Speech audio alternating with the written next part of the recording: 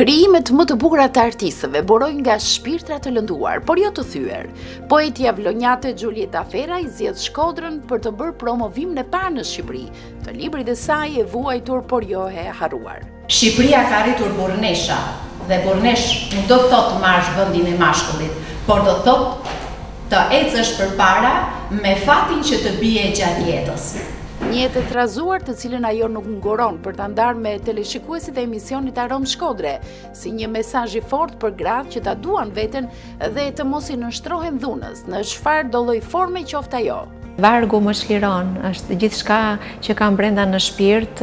O femër, dikush lundron në sipërfaqe gjëmot, mbytet në dashuri e në zemër, dhe frika të mban. Mësoni më shumë për një artiste që e ndan jetën e saj mes Italisë dhe Vlorës, që përqafon lloje të ndryshme të arteve dhe nuk ndalet së krijuari, një artiste dimensionale që lufton për të marrë jetës më të mirën e saj.